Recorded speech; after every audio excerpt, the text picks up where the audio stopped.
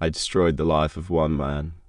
Step by step, cold-blooded and deliberate, I stripped him of everything he had. And if I had to, I would do it all over again, because there are sins that can never be forgiven, and there are battles that cannot be avoided. But before you pass judgment on me, I want you to hear the entire story from beginning to end. Because I truly wonder, when you learn everything I was forced to learn, when you carry the weight of the knowledge that I carried, when you live through the moments that I endured, how would you have acted if you had been in my place? So now here's my story. My name is Robert Clarkson. I am 63 years old, and this is the truth I have carried with me. For most of my life I worked as an electrician, my hands carrying the weight of wires, tools, and ladders for decades. Now arthritis has claimed my joints, and the tools lie gathering dust in the garage like relics of a past life. I always believed that family was sacred, the one thing worth every sacrifice. After the death of my wife Diana, 20 months ago, I was left alone in the house we had built together, the silence of the rooms echoing with memories of her laughter. Diana always said that family was all we truly had, and her words never left me. My daughter Samantha had a son, Jacob, from her first marriage, a 17-year-old boy with an open gaze and a quiet strength. From the day he was born, I treated him as my real grandson. He filled the empty space Diana had left behind. 3 years ago, Samantha remarried. Her new husband was Connor Mills, a man 10 years older than her who worked as a manager in a construction company. At first glance, everything seemed perfect. Connor presented himself as responsible and reliable, taking care of the family finances. He even bought a bigger house in a good neighborhood in Columbus, a symbol of stability and prosperity. The first time I visited their new home, pride swelled in my chest. It was a 2-story brick house with white shutters and a manicured lawn. Connor showed me his home office with a massive oak desk and spoke about his ambitious business plans as though success was already guaranteed. Samantha glowed with happiness, cooking family dinners in her modern kitchen with a radiant smile. Jacob had his own spacious room, the kind of room every boy dreams of. It seemed as though their life was picture perfect. In those days, I'd often drop by unannounced. I would bring Jacob comic books or take him fishing at the lake. I remember one cool August morning by the water when Jacob caught his first perch. His eyes shone with pure joy as he held the fish wriggling on the hook. We cooked our catch right on the shore, the air smelling of campfire smoke and fresh fish sizzling in the pan. Jacob laughed and spoke with excitement about his dream of studying engineering in college. Back then, I believed Connor would become a good stepfather. He bought Jacob the things a boy his age needed, even signed him up for a baseball league. But now I see it was all a performance, a carefully constructed facade to win trust. The first warning signs appeared last winter, but I dismissed them as ordinary family quarrels. One January evening I stopped by without calling ahead. Samantha opened the door, and I immediately noticed the tension in her eyes. She looked as if she had been crying for hours, but tried to cover it with a tired smile. When I asked, she claimed she was simply exhausted from work, but I felt the truth pressing from behind her words. Jacob was unusually quiet that evening. Normally he would run to greet me at the door, but instead he sat at the kitchen table bent over his textbooks. When I greeted him, he only nodded, and when I tried to hug him, his body tensed involuntarily. On his wrist I saw a strange bruise, too precise, too much like the imprint of fingers to be an accident. When I asked, Jacob quickly said he had fallen off his bicycle. But it was January, snow covered the streets, and no one was riding bikes. I chose not to press further, convincing myself I was imagining things. How wrong I was. That evening Connor acted overly friendly. He offered me coffee, asked about my health, and even complained about difficulties with new contracts. His tone was calm, almost too calm, and his eyes looked constantly towards Samantha and Jacob, as if to remind them of something unsaid. When I finally left, Jacob walked me to the car. On the porch he hesitated, as though he wanted to speak, but instead he hugged me tightly and whispered that I should visit more often. His voice carried a sorrow that clung to me all the way home. I convinced myself it was only a teenager's need for attention, but deep down, unease had already taken root. The next warning came in March. I had promised Jacob we would go fishing again. When I arrived, Samantha opened the door and said Jacob was sick. but through the living room window, I saw him sitting in an armchair, perfectly healthy, only with sad eyes. Connor appeared behind her and explained firmly that Jacob had to prepare for an important test. Samantha stood by his side, nodding, though I noticed her fingers nervously twisting the edge of her sweater. When I tried to step inside, Connor gently but firmly blocked my path. He smiled, but in his eyes was cool determination.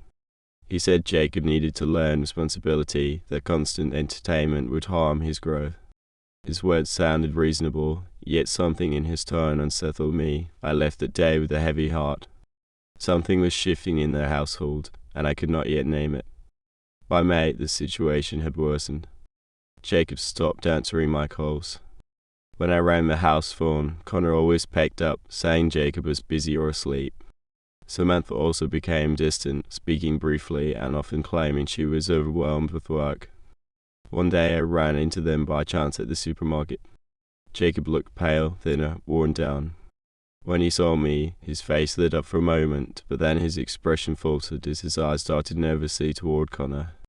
This stepfather stood by the cart, watching every word and every glance.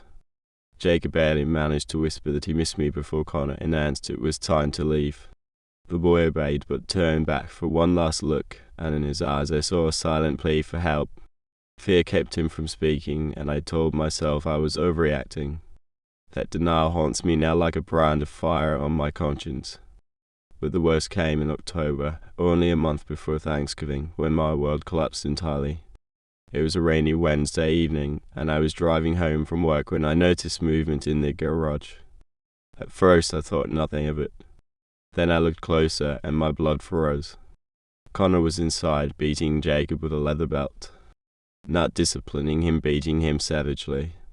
The boy lay on the cold cement floor, shielding his head with trembling hands, while the belt came down again and again, methodical and cruel. Even through the rain-streaked windshield they saw Jacob's body flinch with each strike. My hands shook so violently I almost dropped the keys as they stopped the car. When I burst into the garage, Connor turned with the belt still in his hand. His expression showed no shame, only cold fury at being interrupted. Jacob lay curled on his side, sobbing softly. His T-shirt was torn, and fresh welts striked his back like fire. The air reeked of oil, dampness, and sweat. I helped Jacob to his feet, feeling the tremors that shook his frail frame. His eyes carried both terror and unbearable shame. When he hugged me, his tears soaked through my shirt. Connor calmly hung the belt on a hook and explained, in a flat voice, that Jacob had stolen $20 from his wallet. He said theft would never be tolerated in his house, that he had every right to punish his stepson as he saw fit. Jacob's voice broke as he tried to explain. He had taken the money to buy medicine for a school friend whose parents could not afford the prescription. He had planned to return it from his wages at the cafe where he worked part-time. But Connor only smirked. He declared that intentions meant nothing, that theft was theft, and punishment was deserved. Something broke inside me then. I looked at this man strong, confident, beating a 17-year-old boy and saw the truth. He enjoyed it. In his eyes there was no regret, only satisfaction at his power over the defenseless. I told Jacob to pack his things. We were leaving that very moment. Connor blocked the doorway with his body. He said Jacob was part of his family, living under his roof. He warned that if I tried to take the boy, he would call the police and accuse me of kidnapping. His voice was quiet but full of menace. He knew the law was on his side. All I had were my feelings. But I had something else too. 3 years of watching him carefully. I knew his habits, his weaknesses, his secrets. And I had evidence he would not want exposed. I pulled out my phone and opened a folder of photos I had taken months earlier. By accident, I had captured him with a woman outside a cheap motel. They kissed under the neon light of room 23. That woman was his boss's wife. His face drained of color when he saw the images. In an instant, his arrogance evaporated. I told him these pictures would interest his boss very much. Connor stepped aside in silence. Jacob stuffed his belongings into 2 duffel bags. So little, almost nothing. His whole life fit into the trunk of my car. As Jacob and I were getting into the car, Samantha rushed out of the house. Her voice cracked as she shouted that I had no right to take her son, insisting that Connor was a good man and that Jacob was just a difficult teenager. Her words cut through the rain, but they sounded rehearsed, almost fed to her by the man who stood in the shadows behind her. I rolled down the window and told my daughter quietly that if she could not see the difference between discipline and cruelty, then she had far bigger problems than I had ever imagined. I knew those words would wound her, but truth has no gentleness when spoken in moments like that. It was the last thread of my patience snapping. As we drove away, I glanced in the rearview mirror. Samantha stood in the rain, frozen in place, while her husband wrapped an arm around her shoulders, leaning close to whisper something into her ear. I could only imagine the poison in his words, probably telling her that I was just an unreasonable old man meddling in matters beyond my grasp. But behind his posture I saw a fear he could not hide from me. He knew his secrets could ruin him, and that knowledge gave me the upper hand. Inside the car, Jacob sat in silence for most of the ride, staring out the window as the raindrops chased each other down the glass. Only when we neared my house did he finally speak. His voice was fragile, almost apologetic, as he asked if I planned to show those photographs to his mother. I told him the truth, that I had not decided yet. For now, no. But if that man tried to drag him back by force or sought revenge, then I would have no choice. The evidence would become a weapon, and I was prepared to use it. That night Jacob slept in my guest room. I could hear him tossing, hear the muffled sobs pressed into his pillow. More than once I got up to check on him, to make sure he was still breathing steadily, to see whether he needed anything. The sight of his thin frame curled under the blanket filled me with both sorrow and determination. No child should have to fall asleep trembling, fearing what tomorrow might bring. Over breakfast the next morning, Jacob finally told me the whole truth. The beatings had begun only 6 months after the wedding. At first, they came rarely once a month, usually when his stepfather had too much to drink or returned home angry from work. But soon they became more frequent. By the summer, the violence had turned into a ritual, happening nearly every week. Jacob showed me the scars on his back and arms. Some were thin lines from the belt, others jagged from the metal buckle. One wound stood out more than the rest, a deep mark from the time his stepfather tied him to a pipe in the basement with wire and left him there for 3 hours. His crime had been speaking up for his mother when Connor screamed at her over a burned dinner. That scar was not just on his skin, it had burned into his memory. I asked why no one had noticed, where the teachers or neighbors had been. How could such cruelty remain invisible for so long? Jacob explained in a quiet, matter-of-fact tone that his stepfather was careful. He struck only where clothes would hide the marks. He forced Jacob to wear long sleeves even in the heat of summer. If anyone asked about cuts or bruises, Connor drilled into him ready-made excuses: sports accidents, clumsiness, careless falls. The system was cruel, but it worked flawlessly. The neighbors hardly knew the family at all. Connor kept everyone at a distance, always saying they were too busy for social visits. At school, Jacob had withdrawn, his voice shrinking into silence, his posture hunched. Teachers dismissed it as a typical teenage phase, never suspecting the storm raging inside his home. And at home, every conversation, every phone call, every meeting with a friend was monitored. If Jacob tried to complain, the threats that followed were worse than the beatings. For the first time, I felt afraid of myself. The rage that rose in me was so overwhelming that I could have done anything. My pulse thundered in my temples, and I tasted metal on my tongue. But what horrified me most was not Connor's brutality, it was Samantha's silence. Jacob told me how his mother would slip quietly into his room after the worst punishments. She would clean the wounds with antiseptic, her hands trembling, her tears dripping onto his skin. She would apologize, whispering that she was sorry, but she never did more. She chose fear over action, silence over protection. She clung to the house, to the illusion of stability, even while her son was being broken in front of her. At that moment, a terrible truth settled over me like ice. My daughter had betrayed her child. She had chosen comfort over courage, safety over motherhood. And now I had to clean up the wreckage of her choices. Jacob was broken body and spirit. He needed time to heal, to gather strength, and above all, a place where he could finally feel safe. But I also knew this was only the beginning. Connor was not a man to let go quietly. He would come for us. I was right. On the third day after our escape, the doorbell rang. My heart raced as I prepared myself for police officers or perhaps Connor himself. But when I opened the door, it was Samantha who stood on the porch. This was not the same woman I had seen 3 days earlier in the rain. Her hair was disheveled, her eyes red from tears and sleepless nights. A fresh bruise marked her cheek, the same shade I had once seen on Jacob's wrist back in January. She said she needed to talk both to me and to her son right now. I let her in, the air filling with the scent of her perfume laced with something bitter, something that smelled like fear. Jacob heard her voice and froze in the kitchen doorway. In his eyes flickered both hope and dread. We sat in silence for a moment, the tension pressing down on us all like a weight. Finally, Samantha began to speak in a voice that trembled and broke. She confessed that since Jacob had left, Connor's fury had turned on her. He had hit her the very same night I took the boy away. He struck her again the next day when she tried to call me, and once more yesterday when she dared to mention divorce. Each blow was delivered with the venom of a man who could not stand losing control. Her voice shook as she described his threats. If she tried to leave, he would destroy her. He would paint her as an unfit mother, expose her old debts, the credit card balances she had hidden before their marriage debts Connor had paid off to bind her further to him. He threatened lawsuits, public humiliation, financial ruin. He promised to ruin her credit so completely she would never qualify for even a car loan. As I listened, I felt the familiar fire of rage ignite inside me, but this time it mixed with something darker disgust.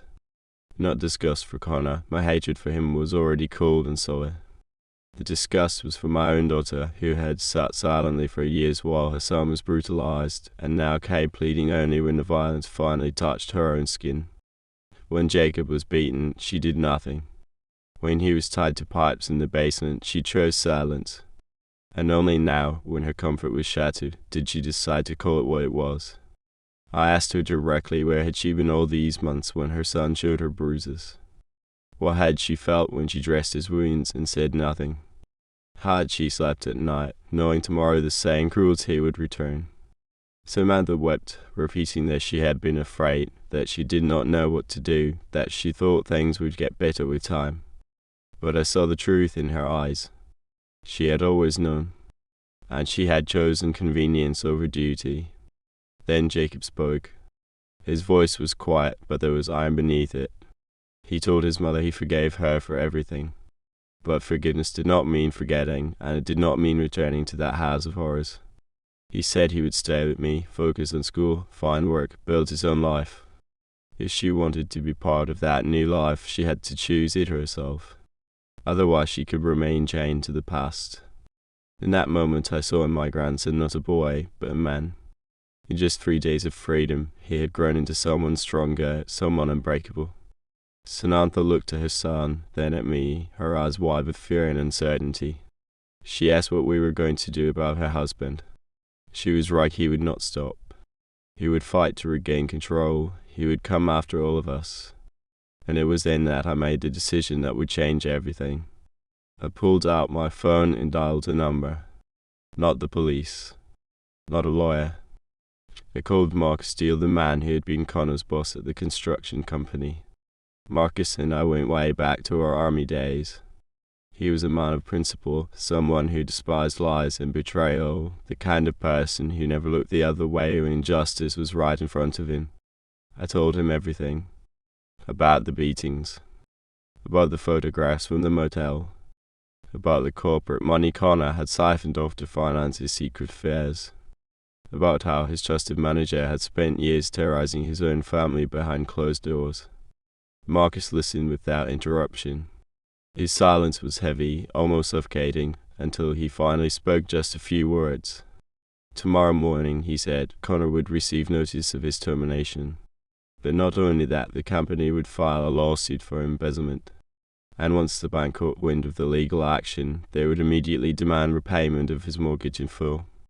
Within a week, Marcus promised, Connor would lose everything, his job, his home, and whatever was left of his reputation. He would be left with nothing but debts and lawsuits. but even that felt insufficient to me. It was justice, yes, but not enough. So I made another call, this time to a private investigator who had once helped me gather additional photographs of Connor with yet another woman. I asked him to track down and contact the woman from the motel. By evening, he had located her, and the truth was worse than I imagined. She was married, and her husband was not just anyone. He worked in city administration, a man with influence and connections that mattered. By the following day, those photographs had reached him, and 1 day later the entire story leaked to the local newspaper. Names were omitted, of course, but the details were sharp enough that everyone in town could piece together who it was about. Connor tried to fight back. He called me, shouting into the phone, threatening revenge, promising he would come after Jacob and me.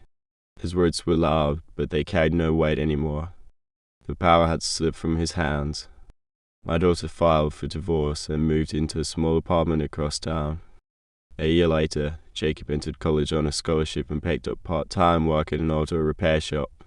For the first time in years, I felt I had gained what I wanted most: silence, peace, and safety for my family. Connor vanished from our lives like a bad dream.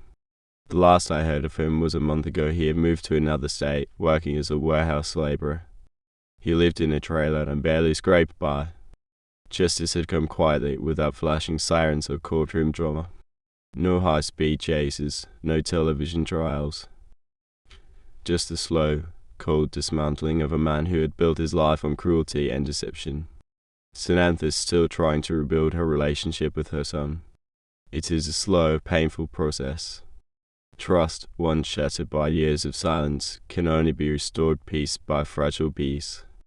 But they are working on it, and I'm doing everything I can to help them. Jacob has changed over these months. He has become stronger, more confident. The scars on his body are fading, but the scars on his spirit will take longer to heal.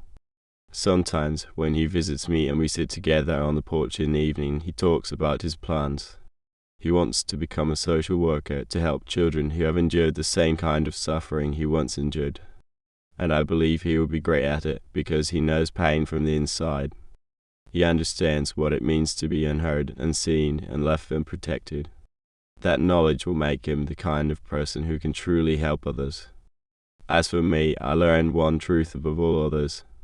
Family is not just blood, it is the willingness to protect those you love, no matter the cost. Even if it means destroying the life of someone else. Some would say I went too far. That I was cruel, that I crossed every boundary, that revenge is never the answer. But when I look at my grandson Jacob, when I see him laugh again, I know I would do it all the same way again and again if I had to. Because protecting family is not revenge. It is justice. And sometimes justice requires harsh, unflinching choices. Now that time has passed, I understand the full weight of my actions, and I do not regret a single thing. Sometimes I catch myself wondering what might have happened if I had looked away that rainy evening. If I had convinced myself once again that it was none of my business, Jacob would still be trapped in that house, carrying scars far worse than the ones already etched into his skin. If Samantha had found the courage to act sooner, perhaps her son would never have learned what real terror feels like. If Connor had never married my daughter, maybe Jacob would have grown up carefree, dreaming only about baseball games and college exams, instead of calculating how to survive another night. But life does not grant us alternate timelines. We live with the choices we make with the choices we are too afraid to make. My choice was to fight, to burn every bridge if that was what it took. And though the cost was high, the result is standing before me today, a grandson who is free, alive, and building his future. And now I ask you, what would you have done in my place? Would you have stayed silent, trusting that time heals all wounds? Or would you have crossed every line, as I did, to protect the one person who still looked at you with trust in his eyes? Hey. That's it, today's story comes to an end. And honestly, thank you from the heart of the Redditor-X-Tales family for staying with us until the very last word. We at Redditor-X-Tales love to know what you think really. Share your thoughts in the comments below. We read them all. And trust me, your words mean more than you realize. If you're hungry for more, the full playlist is waiting in the description. And don't worry, new true stories are already on the way. The Redditor-X-Tales family can't wait to share them with you. If this journey touched you even a little, hit subscribe and tap the bell so you'll never miss the next story. Once again, thank you for listening. Until next time, take care.